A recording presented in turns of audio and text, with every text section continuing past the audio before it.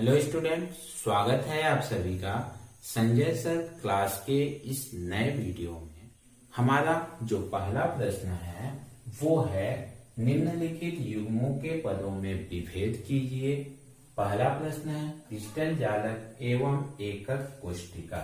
हम क्रिस्टल जालक क्या होता है इसको समझ लेते हैं कि क्रिस्टल जालक है क्या। स्टूडेंट, क्रिस्टल जालक जो होता है त्रिविम में अनंत बिंदुओं, और वे बिंदु क्या होते हैं? बिंदु हो सकते हैं, अणु हो सकते हैं, परमाणु हो सकते हैं या छोटे छोटे आयन हो सकते हैं। इन अनंत बिंदुओं से मिलकर के बना एक नियमित व्यवस्था का जो स्वरूप होता है वो कहलाता है क्रिस्टल जालक। फिर से दोहरा रहा हूं, त्रिविम में या आकाश में अनंत बिंदुओं, अणु, परमाणु या आयनों का एक निश्चित व्यवस्था से प्राप्त समूह क्रिस्टल जालक कहलाता है। जैसे अगर इसको मैं समझाऊं आपको एक चित्र के द्वारा, तो मान लेते हैं ये एक बिल्डिंग है, ठीक है। ये एक बिल्डिंग का दीवार है। इस दीवार में कई ईंटों से ये मिल करके बना होता है। ये जो दीवार है ये इस प्रकार कई ईंटों से मिल करके बना होता है, और जो ईंटें हमको प्राप्त होते हैं वे सभी ईंटें एक निश्चित साइज और क्रम के होते हैं। एक निश्चित साइज और क्रम के होते हैं इस प्रकार से।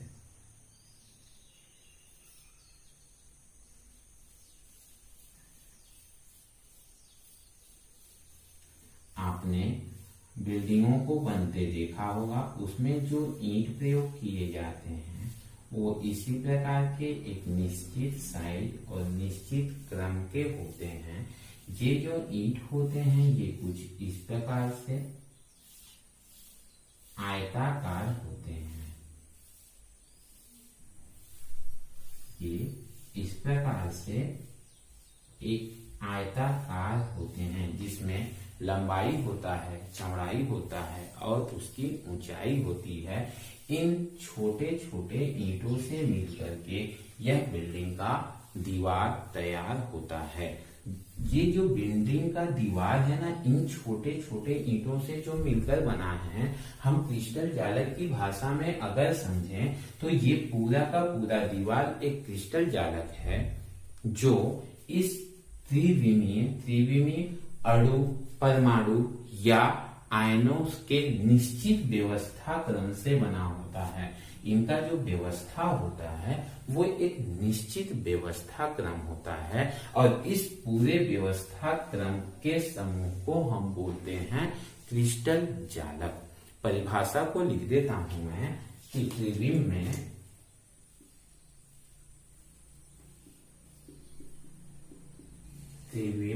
में क्रिस्टल जालक होता क्या है कि त्रिविम में अनंत बिंदुओं का एक नियमित व्यवस्था, अनंत बिंदुओं का से आशय ये है कि जैसे अगर एक विमीय बनाएंगे तो एक विमीय में इस प्रकार से ये बिंदु हैं, इनका एक निश्चित व्यवस्था होता है, ये कहलाता है क्रिस्टल जालक। यदि द्विविमीय में बनाएंगे तो द्विविमीय में इस प्रकार से बनेगा।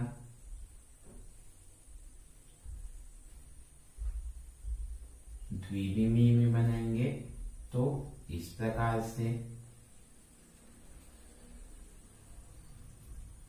ये इनका जो बिंदुओं का ये समूह है, ये जो बिंदु हैं, ये बिंदुओं का एक निश्चित व्यवस्था क्रम जो होता है ये कहलाता है जालक। लेकिन हमने परिभाषा में ये पढ़ा अभी कि त्रिविम में, ठीक है, त्रिविम में मतलब आकाश में, और आकाश में जब बनता है तो यह क्रिस्टल जालक कुछ इस प्रकार का बनता है। त्रिविम में क्या होगा, इसका ऊंचाई होगा, चौड़ाई होगा, मोटाई होगा।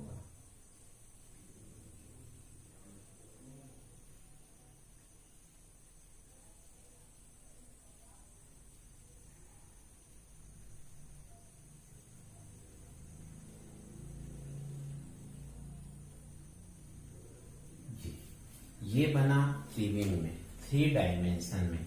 इसमें जो आपको ये जो दीवार बना है, ये दीवार भी इसी प्रकार त्रिविम में है, जिसका एक अगर निकालेंगे, एक भाग को हम निकालेंगे तो वो एक भाग जैसे ये ईंटों से मिलकर बना है, तो एक ईंटा जो होता है ये कहलाता है एकक कोष्टिका या एकक सेल। ये कहलाता है एकक कोष्टिका या एकक सेल, और इन एकक सेलों से मिलकर बना यह निश्चित व्यवस्था क्रम क्या कहलाता है? क्रिस्टल जालक कहलाता है। इनमें जो ये बिंदु हैं, इनमें जो ये बिंदु हैं, ये बिंदु क्या होते हैं? ये बिंदु वास्तव में आयन हो सकते हैं, परमाणु हो सकते हैं, अणु हो सकते हैं। ठीक है, ये क्या हो सकते हैं? परमाणु हो सकते हैं, अणु हो सकते हैं, या फिर ये आयन हो सकते हैं। और प्रत्येक बिंदु परमाणु या परमाणुओं के समूह को प्रदर्शित करता है। साथ ही साथ क्रिस्टल जालक का प्रत्येक बिंदु संपूर्ण जालक के अन्य बिंदुओं के समान होता है। कहने का मतलब ये जो बिंदु या मैं ईंट कहूं, ये जो ईंट हैं ये अन्य ईंटों के समान होते हैं। प्रत्येक जालक का यूनिट सेल जो होता है वो समान, एक बराबर होता है। और इसमें से एक ईंट को हम निकालते हैं तो इसको बोलते हैं हम एकक कोशिका।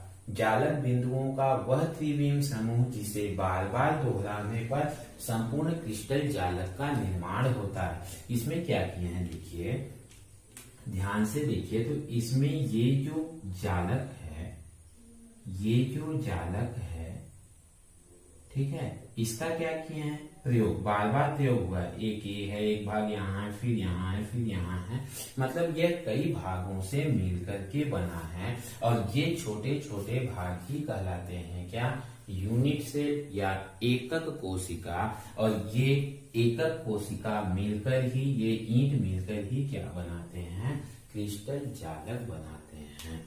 अब चूंकि इस यूनिट सेल में 3 चीजें होती हैं, इसका जो पैरामीटर होता है, पैरामीटर में पहला भाग जो होता है कि इसके तीनों किनारों की विमाओं को ABC से दर्शाते हैं। ABC मतलब एक हो गया ये x अक्ष के अनुदिश, एक हो गया ये y अक्ष के अनुदिश, एक हो गया ये z अक्ष के अनुदिश। x अक्ष के अनुदिश की विमा को हम A से, y अक्ष के अनुदिश विमा को हम B से, z अक्ष की विमा को हम दर्शाते हैं C से। ठीक है, 3 डायमेंशन है, 3 विमीय है, तो इसमें 3 दिशाएं होंगी और तीनों दिशाएं परस्पर क्या होती हैं? लंबवत होती हैं। ये जो 3 दिशाएं दिख रही हैं ये कुछ इस प्रकार से हैं, ये कुछ इस प्रकार से हैं। तीनों परस्पर क्या हैं? लंबवत हैं। ठीक है, और इन तीनों के बीच का जो कोण बनता है, भुजा A के सामने का A कोण होता है अल्फा, B के सामने का ये वाला कोण होता है बीटा, और C के सामने का ये वाला कोण होता है गामा। ठीक है, तो ये हो गया हमारा पहले प्रश्न का एक्सप्लेनेशन, जिसमें हम क्रिस्टल जालक और एकक कोष्टिका के बारे में जाने। अब आता हूं मैं इसके दूसरे बिंदु पर, चतुष्फलकीय रिक्ति और अष्टफलकीय रिक्ति। स्टूडेंट, हम चतुष्फलकीय रिक्ति और अष्टफलकीय रिक्ति को समझने के लिए हम लोगों ने निविड़ संकुलन के बारे में पढ़ा था। और निविड़ संकुलन में जब हम लोगों ने त्रिविमीय निविड़ संकुलन के बारे में पढ़ा था, मतलब त्रिविमीय निविड़ संकुलन क्या है? जैसे ये यूनिट सेल हैं ये के, ठीक है। इसका जो दूसरा परत होता है कहाँ आता है, इनके इन गैप वाले भागों में, इनके इन गैप वाले भागों में इस प्रकार से आकर के ये इसमें जमा होता है या कहूं सुसज्जित होता है। अगला परत इनके इन भागों में, मैं हाथ से बना रहा हूं तो छोटा बड़ा आगे पीछे हो जा रहा है, अदरवाइज इनका जो आकार होता है वो सबका आकार एक समान होता है। ये हो गया निविड़ संकुलन का पहला परत। जो दूसरा परत होता है वो दूसरा परत इनके ये जो गैप दिख रहे हैं ना, इन गैप में आकर के तीनों गोलों के केंद्रों से इस प्रकार से क्या होते हैं, टच होते हैं ऐसे, ठीक है। ये इस प्रकार से ऐसे टच होते हैं। अब यहाँ पर आप ध्यान से देखिए कि यहाँ पर ये तीन गोलों को मैं लूं, ये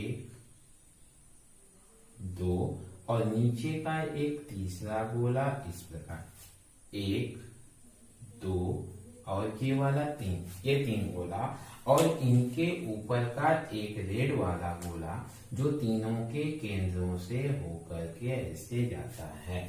जब नीचे तीन गोले और ऊपर तीन गोले इस प्रकार से रखते हैं तो इनके बीच में जो ये रिक्ति बन रहा है, ये जो रिक्ति बन रहा है, इस रिक्ति को बोलते हैं हम चतुष्फलकीय रिक्ति। इस रिक्ति को हम बोलते हैं चतुष्फलकीय रिक्ति, ठीक है। ये जो रिक्ति कहलाती है, ये क्या कहलाती है, चतुष्फलकीय रिक्ति। इसको हम समझेंगे, लिखेंगे कैसे कि चतुष्फलकीय रिक्ति चार गोलों से मिलकर के बनता है, ठीक है। यह चतुष्फलकीय चार गोलों से मिलकर बनता है और एक ही तल में एक दूसरे को क्या करते हैं, स्पर्श करते हैं। ये तीन गोले एक ही तल में रहते हैं और उसके ऊपर ये चौथा गोला होता है और चारों गोलों के बीच में जो गैप बनता है वो कहलाता है चतुष्फलकीय रिक्ति। हम चाहें तो इसके केंद्रों को मिलाएं ऐसे, ये केंद्र ऐसे मिला, ठीक है। इसके ऊपर ये रेड वाले का जब केंद्र यहाँ पर होगा, ठीक है, तो हमको इस प्रकार से मिलेगा, कुछ इस प्रकार से बनता हुआ महसूस होगा, ठीक है। ये इस प्रकार से बनता हुआ महसूस होगा। इसमें चार फलक दिखाई देंगे, एक ये वाला, एक दूसरा ये वाला, एक तीसरा ये वाला और एक फलक पीछे वाला, ठीक है। ये चार फलक मिलकर बनाए और तो ये कहलाते हैं क्या, चतुष्फलकीय रिक्ति। चूंकि ये चार गोलों के बीच में रिक्त स्थान है, इसलिए चतुष्फलकीय रिक्तियों की जो समन्वय संख्या होती है, इसकी जो समन्वय संख्या होती है वो चार होती है। जितने गोलों से मिलकर बना होता है वो उसकी समन्वय संख्या होती है। दूसरी बात, ये जो चतुष्फलकीय रिक्ति होती है, इस चतुष्फलकीय रिक्ति का आकार इसमें प्रयोग किए गए इन गोलों से काफी छोटा होता है, ठीक है।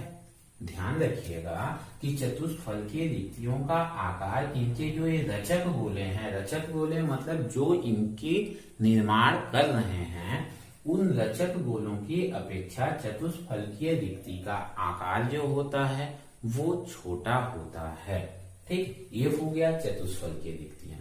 चतुष्फलकीय रिक्तियां क्या हो गई, चतुष्फलकीय रिक्तियां चार गोलों के बीच में बनी हुई रिक्ति होती है जिसमें चार फलक होते हैं, इसलिए इसे चतुष्फलकीय रिक्ति कहते हैं। इसमें तीन गोले एक ही तल पे और चौथा गोला उन तीनों गोलों के ऊपर स्पर्श करता है। तब इन चारों गोलों के बीच में जो ये रिक्त स्थान बचा, इस रिक्त स्थान को बोलते हैं चतुष्फलकीय रिक्ति। इसका समन्वय संख्या 4 होता है और इसका आकार रचक गोले से काफी छोटा होता है। ये चतुष्फलकीय रिक्ति हुई। अष्टफल की रिक्ति क्या हुई? अष्टफल की रिक्ति जब इसी में ये आगे बढ़ेगा तो ये पहला लाइन रेड वाला गया, दूसरा लाइन इनके बीच में ऐसे आएगा, ये ऐसे आता है, ठीक है।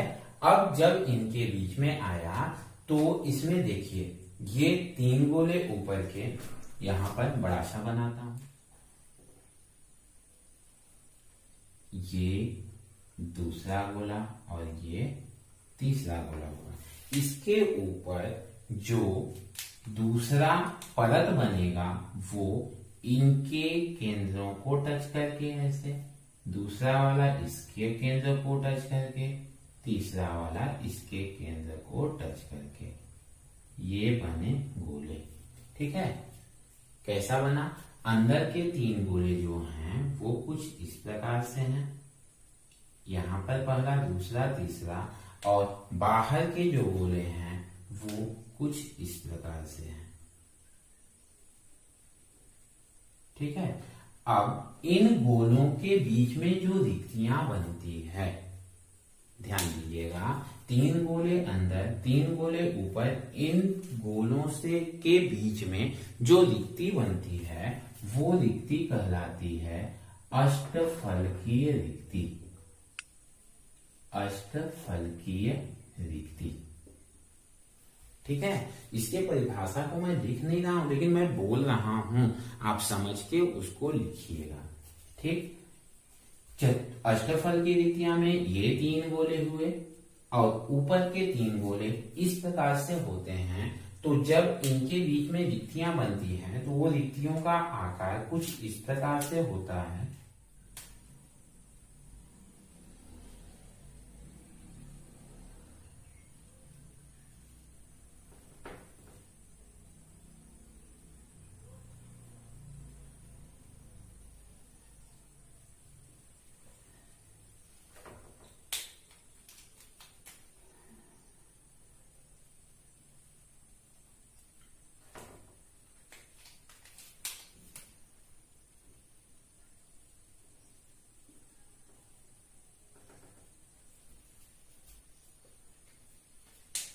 अगर मैं इनके रिक्तियों को जब बनाऊं तो कुछ इस प्रकार से अष्टफलक बनते हैं, जहां एक फलक है, दूसरा फलक है, तीसरा फलक ये ब्लैक वाले के साथ जो बना है, चौथा फलक इस ब्लैक वाले के साथ जो बना है, पांचवा फलक इस ब्लैक वाले के साथ जो ये बना है, फिर छठवां फलक रेड वाले के साथ ये वाला, सातवां फलक रेड वाले के साथ ये वाला, और आठवां फलक रेड वाले के साथ ये वाला। अगर मैं नाम लिखूं सबका तो देखिए, ये फर्स्ट फलक, ये दूसरा फलक हुआ, ठीक है। ब्लैक वाले में तीसरा फलक, चौथा फलक और पांचवा फलक हुआ, ठीक। रेड वाले में ये छठवां फलक, ये सातवां फलक और ये आठवां फलक। इस प्रकार ये बनता है, कहलाता है अष्टफलकीय रिक्ति, ठीक है। ये किसमें बना? त्रिविम निविड़ संकुलन में, जब त्रिविमीय इस प्रकार से गोलों की व्यवस्था होती है, जहां पर 3 गोले अंदर में और 3 गोले ऊपर में, उसके विपरीत क्रम में, ऊपर एक नीचे 2, इस प्रकार से गोलों के बीच में जो रिक्ति बनती है ये कहलाती है अष्टफलकीय रिक्ति।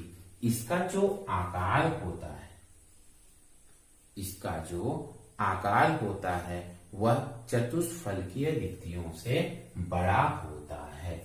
इसकी जो समन्वय संख्या होती है, कितने गोलों का उपयोग हो रहा है इसमें? 6 गोलों का उपयोग हो रहा है, तो इसका जो समन्वय संख्या होती है वो कितनी होती है? 6 होती है।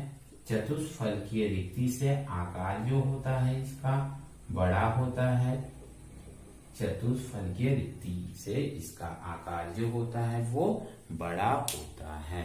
स्टूडेंट, ये हो गया अष्टफलकीय और चतुष्फलकीय रिक्तियां, ठीक है। रीजन को परिभाषित कीजिए साथ ही कितने प्रकार के विभिन्न विलयन संभव है, हमको उनके प्रकारों को बताना है। साथ ही साथ प्रत्येक प्रकार के विलयन के संबंध में एक उदाहरण देकर उसके बारे में संक्षेप में लिखना है। चलिए चालू करते हैं। स्टूडेंट, विलयन होता क्या है? अगर हम इसके परिभाषा पर जाएं तो इसका परिभाषा होता है विलयन दो या दो से अधिक शुद्ध अथवा आपस में क्रिया न कर पाने वाले, विलयन दो या दो से अधिक शुद्ध अथवा आपस में क्रिया न करने वाले पदार्थों का समांगी मिश्रण होता है। अब बात यहाँ पर आती है कि समांगी मिश्रण क्या होता है। तो समांगी मिश्रण होता है कि समांगी मिश्रण में जो मिश्रित अवयव हैं, जो विलयन में घुलने वाले पदार्थ हैं, जो विलयन में आपस में मिल रहे हैं, उन मिश्रणों के सभी भागों का जो संगठन होता है वो एक समान होता है। फिर से, समांगी का अर्थ होता है कि मिश्रण के सभी भागों का जो संगठन है वो एक समान होता है। मैं इसकी परिभाषा को यहाँ पर लिख देता हूं। Very good. विलयन, ठीक है, विलयन दो या दो से अधिक शुद्ध अथवा आपस में क्रिया न करने वाले पदार्थों का समांगी मिश्रण होता है। और इस समांगी शब्द का अर्थ होता है कि मिश्रण के सभी भागों का जो संगठन है वो एक समान होता है। ठीक है। अब विलयन को कितने प्रकार में बांटा गया है या विलयन के कितने प्रकार संभव हैं, इसमें हम जाएं तो हमको मिलता है कि भौतिक अवस्था के आधार पर, भौतिक अवस्था के आधार पर इसे तीन भागों में बांटा गया है। इसे तीन भागों में बांटा गया है। ठीक है। तीन भाग कौन कौन से हुए? एक भाग होता है गैसीय विलयन, पहला होता है गैसीय विलयन। ठीक है। एक एक भाग को पहले समझ लेते हैं कि गैसीय विलयन होता क्या है। ठीक। जब किसी विलयन, जब हमारे पास कोई विलयन दिया हुआ है जो गैसीय अवस्था में प्राप्त होता है। ठीक है। भौतिक अवस्था का मतलब होता है कि हमें वह किस रूप में प्राप्त होता है। ठीक है। अवस्थाएं, द्रव की तीन अवस्थाएं होती हैं, ठोस, द्रव और गैस। इन तीन अवस्थाओं में से जिन अवस्थाओं में प्राप्त होती है उन अवस्थाओं के आधार पर विलयन को तीन भागों में बांटा गया है। पहला है गैसीय विलयन, और गैसीय विलयन का जो परिभाषा होता है जब कोई विलयन हमें गैसीय अवस्था में प्राप्त होता है। लिख देता हूं, जब कोई विलयन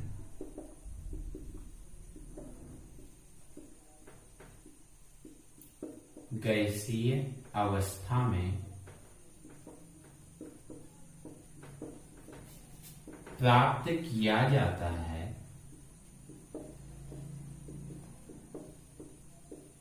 उसे गैसीय विलयन कहते हैं।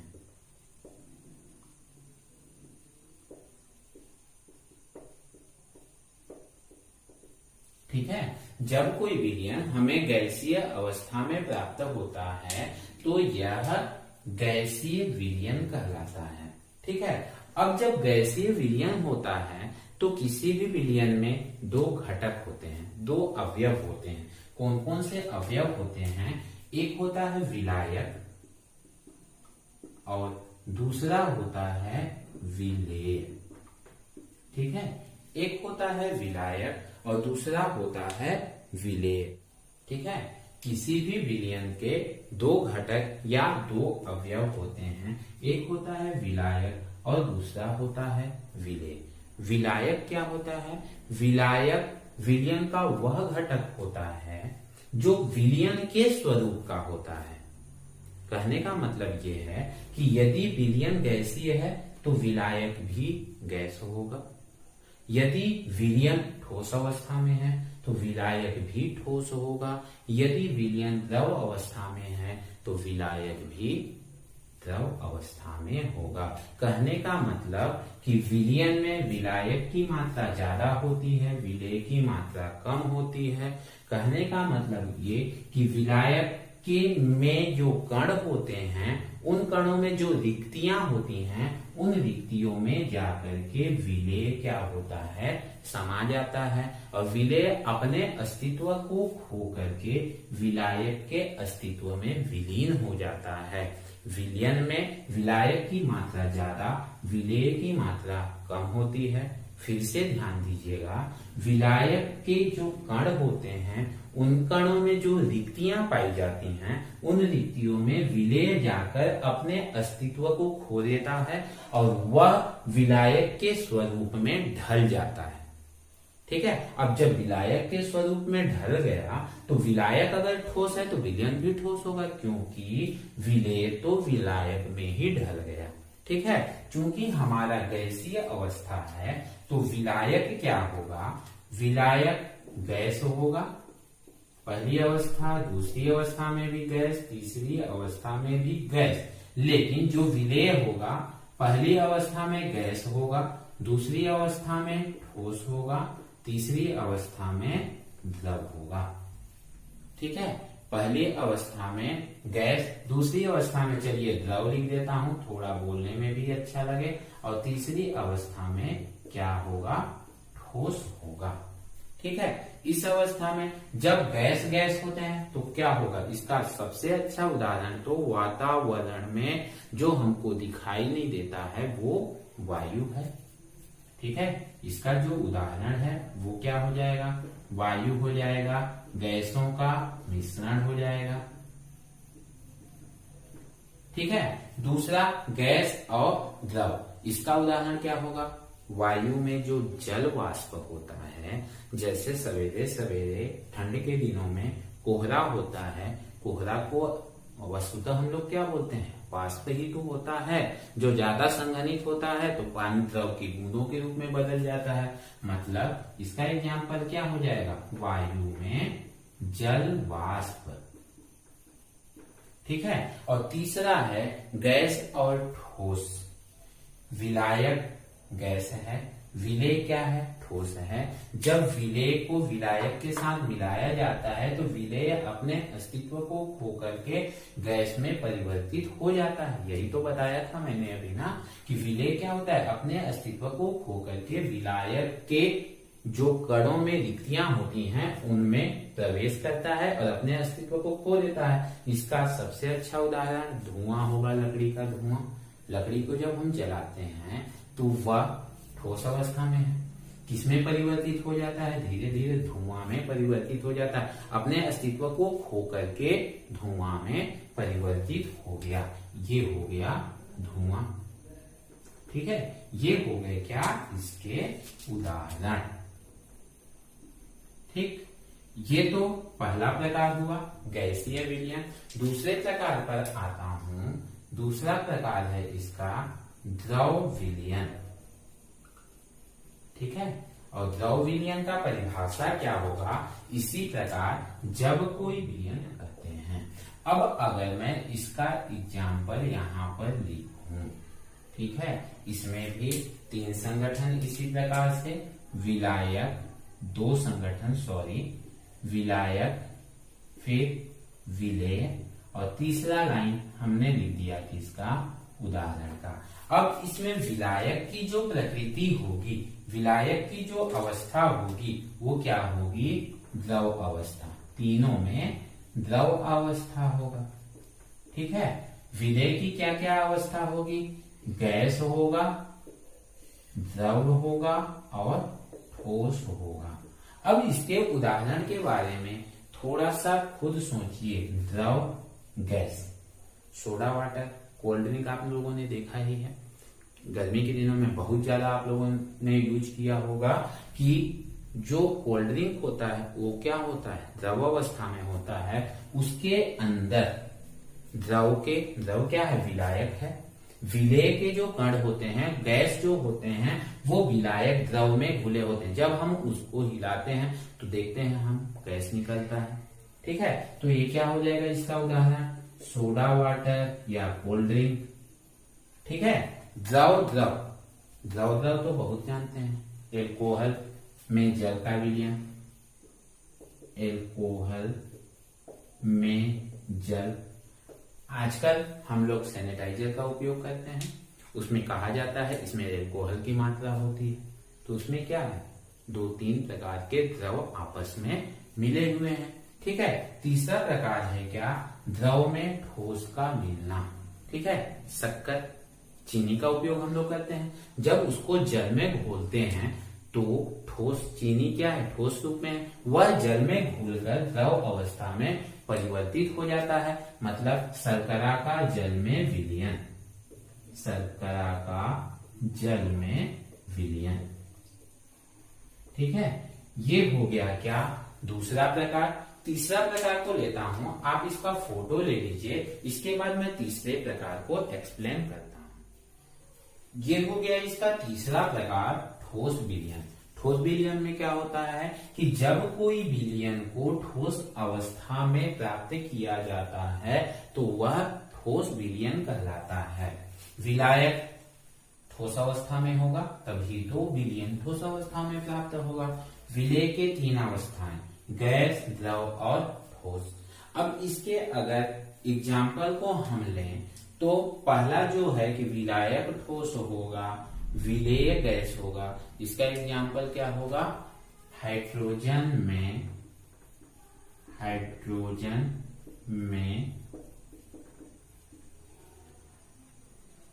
पैलेडियम का विलयन या मिश्रण भी कर सकते हैं इसको। ठीक है, क्योंकि एक ही अवस्था में ठोस अवस्था में प्राप्त होगा, इसलिए इसको मिश्रण भी कर सकते हैं। लेकिन विलयन है इसलिए हाइड्रोजन में पैलेडियम का विलयन। दूसरा है ठोस विलायक होगा। द्रव विलेय जो होगा वो किस अवस्था में है, द्रव अवस्था में। तो इसका एग्जाम्पल हो जाएगा पारे में सोडियम का अमलगम। ठीक है, पारे में जब सोडियम मिला के उसका अमलगम बनता है तो विलेय क्या होता है, द्रव अवस्था में, और विलायक जो होता है वो ठोस अवस्था में। तीसरा है विलायक भी ठोस, विलेय भी ठोस। ये तो बहुत ही सिंपल है। क्या चीज होगा, पीतल होगा, मिश्र धातुएं होंगी, पीतल एवं मिश्र धातु।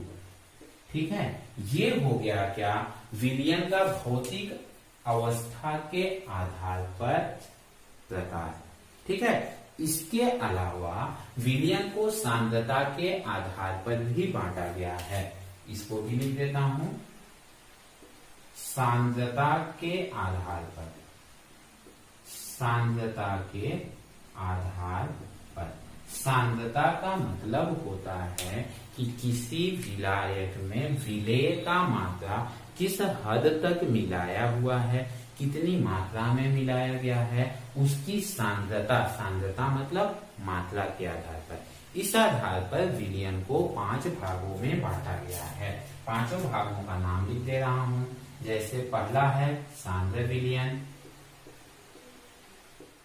अति संतृप्त विलयन। मैं एक एक करके 5 को थोड़े शब्दों में एक्सप्लेन कर देता हूं कि क्या होता है सांद्र विलयन। सांद्र विलयन में विलेय की जो मात्रा होती है वो अधिक में होती है। मैंने अभी बताया कि विलयन में 2 अवयव होते हैं, एक होता है विलायक और दूसरा होता है विलेय। ठीक है, जिस विलयन में विलेय की मात्रा अधिक होती है, ठीक है, इतना ज्यादा भी अधिक नहीं कि वो विलायक से ज्यादा हो जाए, ठीक है, लेकिन विलेय की मात्रा ज्यादा होती है वो सांद्र विलयन कहलाता है। ठीक है, इसमें विलायक की और अधिक मात्रा मिलाकर के तनु विलयन बनाया जा सकता है, अर्थात जिसमें विलेय की मात्रा बहुत कम होती है उसे हम तनु विलयन कहते हैं।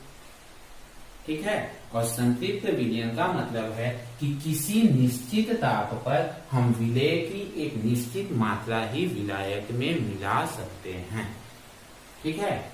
किसी निश्चित ताप पर विलेय की हम और ज्यादा मात्रा नहीं मिला सकते, एक निश्चित मात्रा ही मिला सकते हैं, अर्थात किसी निश्चित ताप पर जब विलेय की और अधिक मात्रा नहीं घोली जा सकती उसे हम कहते हैं संतृप्त विलयन। ठीक है। असंतृप्त विलयन किसे कहते हैं? असंतृप्त विलयन जब किसी निश्चित ताप पर विलेय की और अधिक मात्रा घोली जा सकती है। और संतृप्त विलयन में क्या था? और अधिक मात्रा नहीं घोल सकते थे, लेकिन असंतृप्त विलयन में उसी निश्चित ताप पर और अधिक विलेय की मात्रा घोली जा सकती है, उसे हम बोलते हैं क्या? असंतृप्त विलयन। अति संतृप्त विलयन किसे कहते हैं? जिसमें पदार्थ की मात्रा संतृप्त विलयन की अपेक्षा जो होती है वो अधिक होती है। ठीक है। अति संतृप्त विलयन में पदार्थ की जो मात्रा मतलब विलेय की जो मात्रा होती है वो संतृप्त विलयन की अपेक्षा अधिक होती है। यह जो स्थिति होती है संतृप्त विलयन को तेजी से ठंडा कर देती है। ठीक है। या मैं कहूं कि ठंडा करने में ये स्थिति आती है। हम निश्चित ताप पर और ज्यादा नहीं घोल सकते उसमें विलेय, लेकिन वो ठंडा हो गया तो हम उसमें घोल दिए तो वो क्या बन गया? अति संतृप्त विलयन। ठीक है। तो ये हुआ हमारे इस प्रश्न का उत्तर, विलयन, विलयन के प्रकार और सभी के एक एक उदाहरण। ठीक। मैं इसी अध्याय का एक और प्रश्न आप लोगों के लिए लेके आता हूँ जो कि न्यूमेरिकल सवाल है, उस सवाल को भी हल करते हैं। ये मैं लेता हूँ एक दूसरा प्रश्न जो ये कहता है कि यदि 22 ग्राम बेंजीन में 122 ग्राम कार्बन टेट्राक्लोराइड घुली हो। ठीक है। तो बेंजीन और कार्बन टेट्राक्लोराइड के द्रव्यमान प्रतिशत की गणना कीजिए। स्टूडेंट, बहुत ही सिंपल सवाल है कि किसी अवयव का जो द्रव्यमान प्रतिशत होता है, किसी अवयव का द्रव्यमान प्रतिशत इक्वल टू, इसका जो सूत्र होता है विलयन में उपस्थित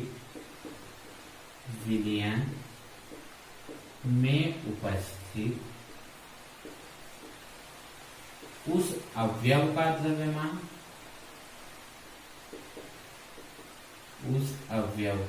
द्रव्यमान, बटे विलयन का कुल द्रव्यमान,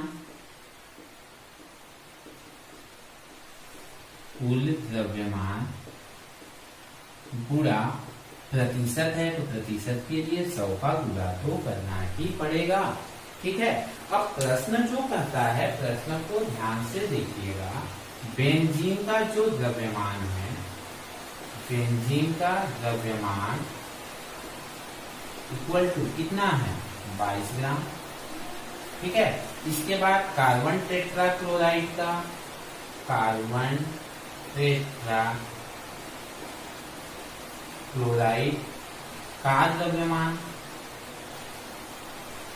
कितना है? 122 ग्राम है। ठीक है। ये दोनों मिलकर के विलयन बनाते हैं, तो विलयन का कुल द्रव्यमान कितना हो जाएगा? विलयन का कुल द्रव्यमान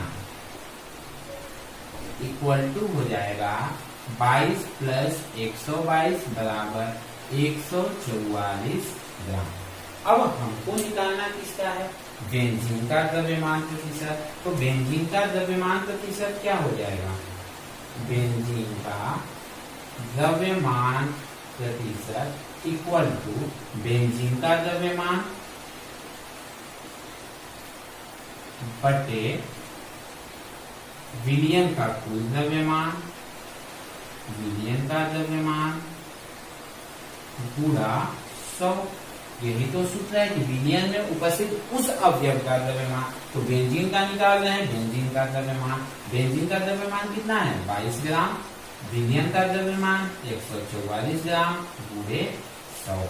जब हम इसका गुणा करते हैं, गुणा करके भाग करके 100 में जब गुणा करते हैं तो हमको मिलता है 15.277 ग्राम प्रतिशत। ठीक है, 277 है तो इसको हम लिख सकते हैं 15.28 प्रतिशत। ये तो होगा बेंजीन का द्रव्यमान प्रतिशत। अब निकालते हैं कार्बन टेट्रा क्लोराइड का द्रव्यमान प्रतिशत, CCl4 का द्रव्यमान प्रतिशत equal to carbon tetrachloride का द्रव्यमान कितना है? 122 ग्राम। विलयन का कुल द्रव्यमान कितना है? 144 ग्राम गुणा 100। और जब हम 122 में 144 का गुणा करके भाग करके 100 से गुणा करते हैं तो आता है 84.72 प्रतिशत।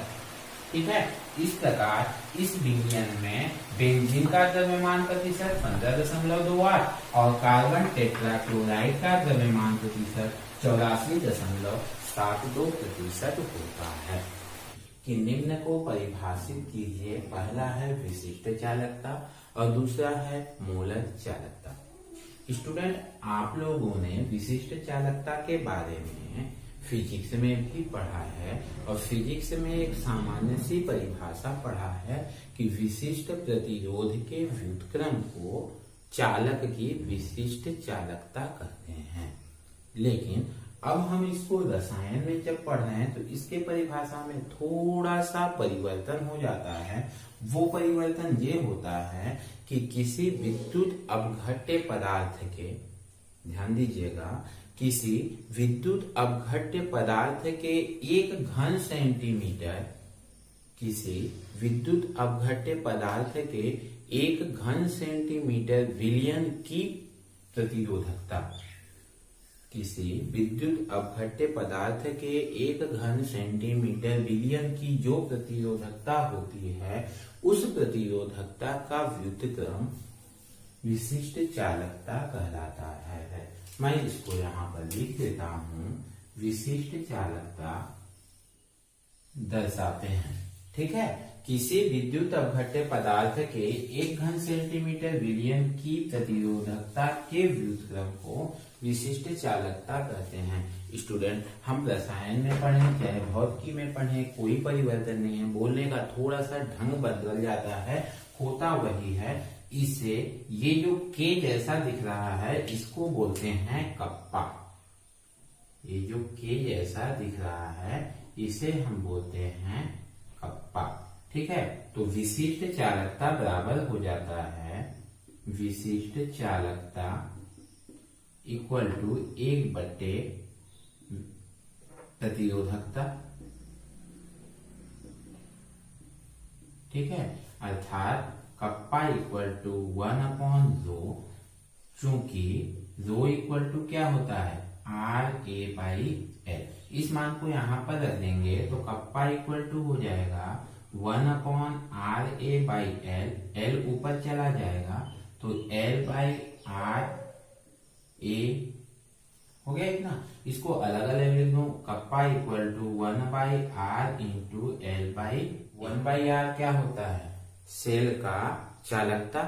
प्रतिरोध के व्युत्क्रम को सेल की चालकता कहते हैं। तो सेल की चालकता कप्पा इक्वल टू, अगर चालकता को C से दर्शाऊं तो C इंटू L/A।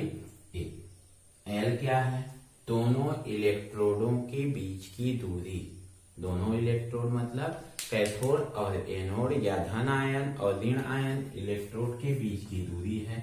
A है इलेक्ट्रोडों के अनुप्रस्थ काट का क्षेत्रफल और C है सेल की चालकता। ठीक है, अब हम इसका मात्रक जब निकालेंगे तो कप्पा का मात्रक इक्वल टू, इस सूत्र से देखिए L का मात्रक क्या होगा?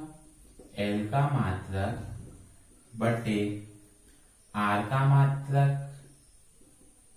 गुणे A का मात्रक। ठीक है। एल का मात्रक लंबाई का मात्रक मीटर होता है, आर का मात्रक ओम होता है, इंटू ए का मात्रक मीटर स्क्वायर होता है। एक मीटर से कट जाएगा, ये ऊपर चला जाएगा तो ये हो जाएगा महो और इंटू मीटर इनवर्स, ठीक ना। अर्थात विशिष्ट चालकता की जो मात्रक होती है महो प्रति मीटर होती है। इसे ऐसे भी दर्शा सकते हैं प्रति ओम प्रति मीटर, ठीक है। स्टूडेंट ये तो हो गया विशिष्ट चालकता की परिभाषा और उसका छोटा सा डेरिवेशन, साथ में विशिष्ट चालकता की मात्रक। अब मैं आता हूं इस दूसरे टॉपिक पे कि मोलर चालकता क्या होता है, ठीक है। आप इसका फोटो ले लीजिए, फिर मैं मिटा के मोलर चालकता को एक्सप्लेन करता हूं।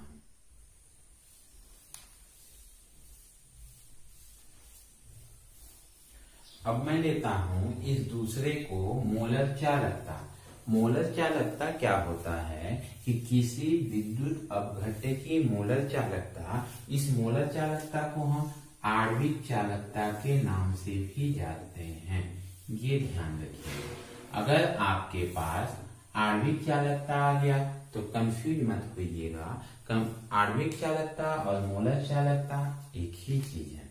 तो किसी विद्युत अपघट्य विलयन की जो मोलर चालकता है उसकी विशिष्ट चालकता, जिसको हम अभी कप्पा के नाम से जाने थे, विशिष्ट चालकता और आयतन के गुणनफल के बराबर होता है, ठीक है। किसी विद्युत अपघट्य विलयन की जो मोलर चालकता होती है उसकी विशिष्ट चालकता और आयतन के गुणनफल के बराबर होता है। अर्थात मोलर चालकता इक्वल टू विशिष्ट चालकता गुणा आयतन, ठीक है। अब बड़ी बात है यहाँ पर कि आयतन क्या होता है। इस आयतन का मतलब है कि विद्युत अपघट्य का 1 ग्राम मोल VmL आयतन में विलेय है। 1 ग्राम मोल VmL आयतन में विलेय है और इसको दर्शाते हैं लेमडा m से। लेमडा m इक्वल टू विशिष्ट चालकता को किसे दर्शाए, कप्पा इंटू आयतन को V, तो लेमडा m इक्वल टू हो जाएगा कप्पा इंटू V, ठीक है। अब यहाँ पर थोड़ा सा सवाल को मैं आगे बढ़ाता हूं, वो ये कि मान लेते हैं अब यदि m ग्राम मोल 1000 घन सेंटीमीटर में विलेय है, ठीक है। m ग्राम मोल कितने में विलेय है, 1000 घन सेंटीमीटर में विलेय है। तो यहाँ पर क्या है 1 ग्राम मोल, तो 1 ग्राम मोल कितने में विलेय होगा, 1000 बटे m घन सेंटीमीटर में विलेय होगा। अब 1 ग्राम मोल का मान यहाँ पर मान रख दें तो लेमडा m इक्वल टू मिलेगा 1000 इंटू कप्पा बटे m, m को कैपिटल में दे देते हैं और मान रख करके हम इसके मोलर चालकता का वैल्यू फाइंड आउट करेंगे। अब हम इसका निकालते हैं क्या, इकाई, या बोलूं तो मैं मात्रक, ठीक है। मात्रक निकालेंगे तो मात्रक किस प्रकार से होगा, मात्रक लेमडा m का मात्रक बराबर क्या होगा, देखिए यहाँ पे 1000 क्यूब सेंटीमीटर है, मतलब सेंटीमीटर का क्यूब इंटू कप्पा का भी अभी हम लोगों ने मात्रक क्या पाया था, अगर मैं इसका सेंटीमीटर के रूप में निकालूं तो हमको मिला था प्रति ओम प्रति सेंटीमीटर, बट्टे में m क्या है, मोल है, इसमें है ये मोल। तो 2 और 1 तो घट जाएगा, तो बचेगा क्या, प्रति ओम सेंटीमीटर स्क्वायर प्रति मोल। ये हो जाएगा किसका, मोलर चालकता का मात्रक। ठीक है, आई होप अब आप मोलर चालकता से पूरी तरह से क्लियर हो चुके होंगे। ये हो गए दोनों प्रश्न। मैं आप लोगों के लिए एक प्रश्न और लेके आता हूँ, कोलरास का नियम। और कोलरास का नियम में क्या उन्होंने मोलर चालकता का ही उपयोग करते हुए अपने नियमों का प्रतिपादन किया था। क्या है वो नियम, आइए जानते हैं। इसको आप फटाफट नोट कर लीजिए, फिर आगे चलते हैं। अब आते हैं हम कोलरास साहब के नियम पर कि कोलरास का नियम क्या है और इसका अनुप्रयोग लिखना है हमको। ठीक है, हमारे पास जो प्रश्न पूछा गया है, कोलरास का नियम क्या है, इसके अनुप्रयोग लिखिए। स्टूडेंट, कोलरास का नाम ही कोलराउस भी है। ठीक है, अगर कहीं पे कोलराउस मिले तो कंफ्यूज मत होइएगा। कोलरास का ही इंग्लिश में नाम जब पढ़ते हैं तो कोलराउस है। अलग अलग पढ़ने वाले उसे कोलराउस भी बोल देते हैं और अलग अलग पढ़ने वाले उसे कोलराउस भी बोल देते हैं, इसलिए कंफ्यूजन होने की आवश्यकता नहीं है। अब अभी मैंने बताया कि कोलरास साहब का नियम मोलर चालकता पर आधारित है। कैसे है वो देखिए। कोलरास साहब ने किया क्या, कोलरास साहब एक निश्चित ताप पर अनेक प्रबल विद्युत अपघट्य पदार्थों के लिए अनंत तनुता पर मोलर चालकताओं का मान ज्ञात किया। ये अनंत तनुता पर सभी के मोलर चालकताएं हैं। ठीक है, ये मोलर चालकताएं इनके हैं, ये मोलर चालकताएं इनके हैं। ठीक, तो उन्होंने ये अध्ययन किया कि एक विशेष युग्म जिसमें कि धनायन समान हो, जैसे इसमें क्या है, इसमें लिथियम धनायन है, इन दोनों में धनायन समान है। इसमें पोटेशियम धनायन ये समान है, इसमें सोडियम धनायन ये समान है। ठीक है, और कुछ युग्म ऐसे भी प्राप्त किए जिनके ऋणायन समान हो, जैसे कि इनके ऋणायन समान है, Br। ठीक है, तो ऐसे युग्मों के मोलर चालकताओं का जब उन्होंने अंतर ज्ञात किया तो उन्होंने पाया कि सभी के मोलर चालकताओं का ये जो अंतर दिख रहा है, इसके मोलर चालकताओं का ये जो अंतर दिख रहा है, ये सभी क्या है, एक समान है। सभी का 23.41, 23.41, 23.41। यहाँ धनायन वाले में 2.06, 2.06, 2.06। इस प्रकार से इन्होंने पाया कि इनका जो अंतर है, सभी का अंतर एक समान क्यों है। तो इन प्रेक्षणों के आधार पर, इन प्रेक्षणों का जब उन्होंने अवलोकन किया तो उस अवलोकन के आधार पर इन्होंने एक नियम का प्रतिपादन किया जिसे हम कोलरास के नियम के नाम से जानते हैं। और इनका नियम क्या है, इनका नियम है कि किसी विद्युत अपघट्य की अनंत तनुता पर, ये जितने भी मान निकले हैं मोलर चालकता क्या है, अनंत तनुता पर है। तो अनंत तनुता पर मोलर चालकता दो मानों का योग होता है। किसी विद्युत अपघट्य की अनंत तनुता पर मोलर चालकता दो मानों का योग होता है, जिसमें से एक मान इन धनायनों पर निर्भर करता है और दूसरा मान इन ऋण आयनों पर निर्भर करता है। फिर से स्टेटमेंट को सुनिएगा, समझने का प्रयास करिएगा कि किसी विद्युत अपघट्य की अनंत तनुता पर मोलर चालकता का मान दो मानों का योग होता है, जिसमें से एक मान धनायन पर और दूसरा मान ऋण आयन पर निर्भर करता है। मैं इनके स्टेटमेंट को यहाँ पर लिख देता हूं कि कोलरास के नियमानुसार, ठीक है, ये है कोलरास जी का नियम कि किसी विद्युत अपघट्य की मोलर चालकता दो मानों का योग है, जिसमें से एक मान धनायन पर व दूसरा मान ऋण आयन पर निर्भर करता है। इसे सूत्र के रूप में कैसे लिखते हैं, अतः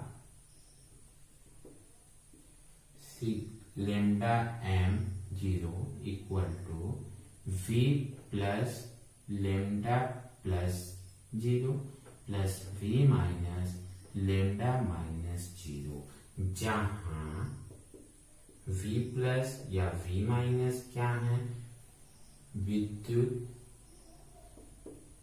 अपघट्य की प्रति फॉर्मूला इकाई में धन आयन व ऋण आयन की संख्या। और दूसरा चीज लैम्डा प्लस 0 या लैम्डा माइनस 0 क्या है, ये धन आयन व ऋण आयन की मोलर चालकताएं हैं, मोलर चालकताएं। ठीक है। अब इसको हम कैसे समझें, तो इसको समझने के लिए जैसे हमारा KCl है, KCl में के धनायन कितना है, 1 है, ऋणायन कितना है, 1 है, तो इसमें V प्लस का जो मान होगा 1 होगा, V माइनस का जो मान होगा वो भी 1 होगा। लेकिन अगर मैं दूसरा एक और उदाहरण दूं MgCl2, तो इसमें धनायन 1 है, ऋणायन 2 है, तो V प्लस का मान 1 हो जाएगा और V माइनस का मान 2 हो जाएगा। ठीक है।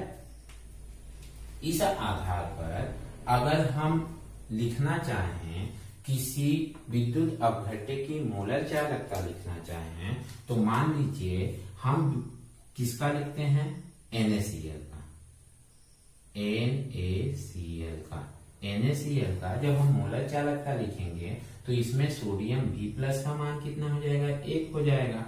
ठीक। इसके बाद lambda Na plus 0 plus lambda Cl minus 0।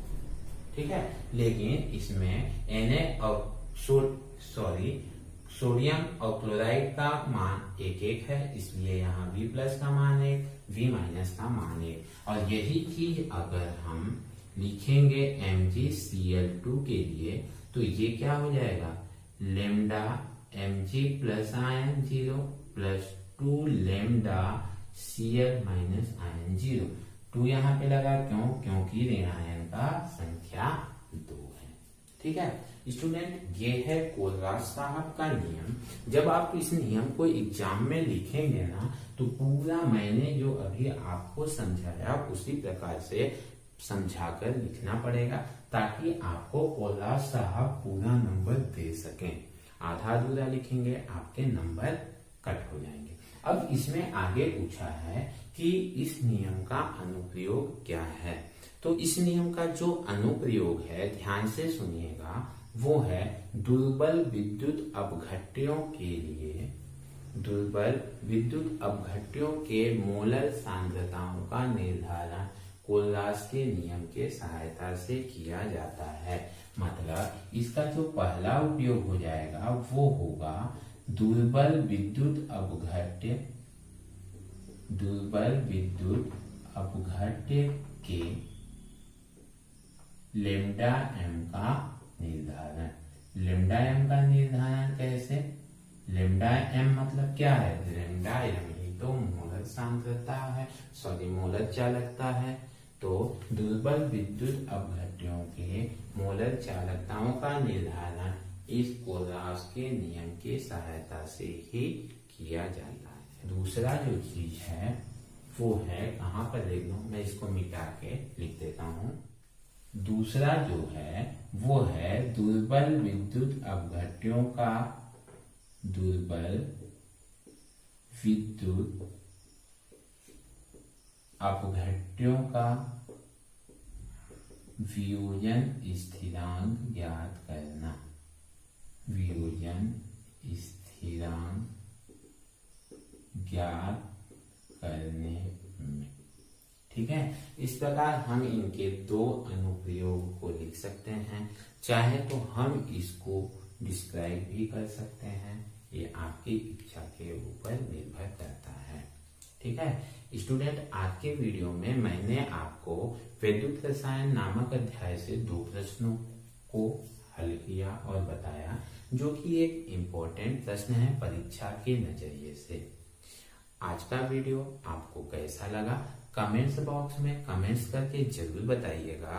और जो बच्चे अपना इस लॉकडाउन या कोरोना महामारी के समय पढ़ाई जारी रखना चाहते हैं, प्रतिदिन प्रातः 8 बजे रविवार को छोड़कर प्रतिदिन प्रातः 8 बजे कक्षा 12वीं का फिजिक्स और केमिस्ट्री की कक्षाएं संजय सर क्लास की ओर से लगातार संचालित हैं।